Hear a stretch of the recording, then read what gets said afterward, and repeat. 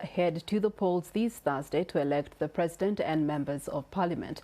Campaigns which began in September last year have been marked by sporadic violence and arrests, incidents largely blamed on security agencies. Now, analysts and election observers warned that these developments have narrowed the democratic space, raising concerns about the freedom of expression and assembly. To discuss what can be done to ensure a peaceful, credible election and respect for citizens' rights, we are being joined by Christine Awori, the Chief Executive Officer of the Uganda Law Society. Good afternoon to you, Christine.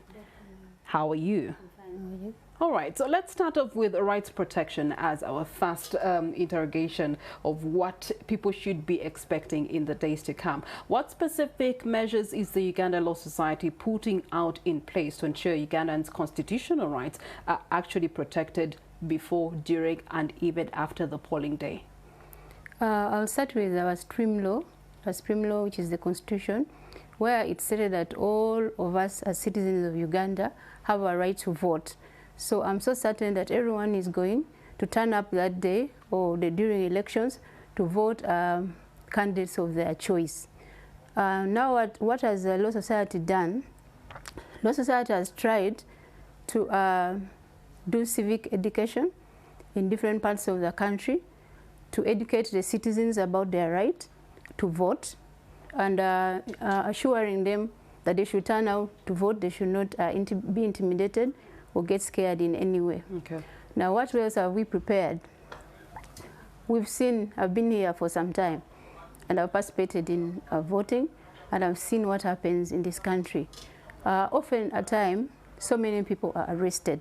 So ULS has prepared a ULS rapid response to support the people who will be arrested during elections, even after elections. We have offices about 20 plus across the country, but we also have lawyers in all the districts.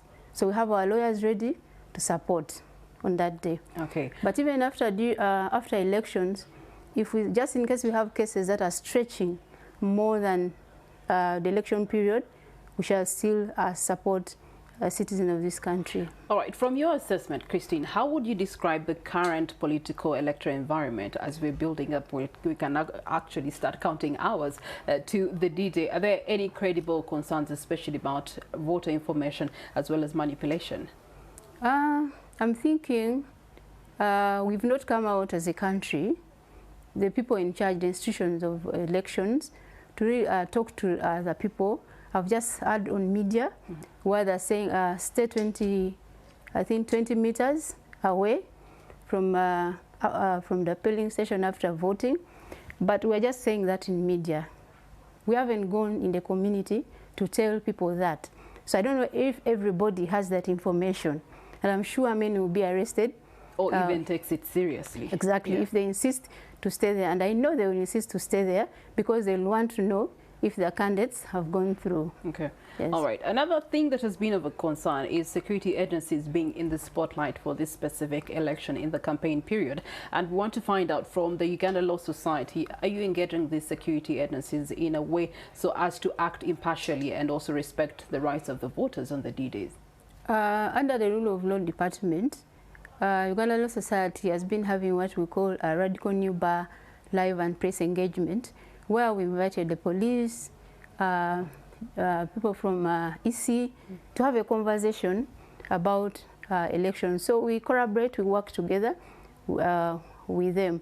But I must say again, the presence of the security agencies at the election polls or moving around already in the streets is a bit intimidating. So I'm thinking some people will fear to come around to vote. They might stay away. Yes. Speaking of voting, some Ugandans may be uncertain about their voting information, registration status, or the procedures by and large. What role is the Uganda Law Society playing in bridging this gap of information? Like I've said, we collaborate. We are concerned about what is going on. We've kept in touch with the Electoral Commission because they're the ones the responsible are in charge to make sure they avail this information to the citizen. But like I said also in our civic education, we try and define or simplify for them to understand what they need to know. All right. Also, speaking of simplifying, can you simplify for us what Uganda Law Society's position is on the role of the judiciary in resolving the conflicts that may come up post polling day? Even before I go any further, we have seen some arrests of some candidates who are not going to be able to participate in their own elections. They cannot elect themselves, and there have been a slow process. Some were arrested as early as September. I don't want to mention their names, but they are still incarcerated. So I'm thinking judiciary might, I will not say 100%, might handle some cases, but some they might be a slow process, especially where there's interest. Okay. All right. As we're coming to the end of this conversation with you, what is Uganda Law Society's message to Ugandans and to the other stakeholders that are ensuring that we can have a free and fair, credible election come the 15th of January? I'll tell all the other stakeholders, this is Uganda. Uganda belongs to us. Let's work as a team. Let's collaborate to make sure all the citizens participate in elections. Let's ensure protection for all the citizens, and let's also ensure that all the people turn up to vote that day.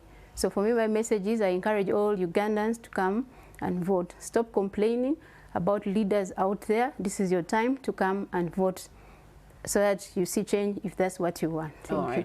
Thank you so much, Christine Awori, CEO, Uganda Law Society.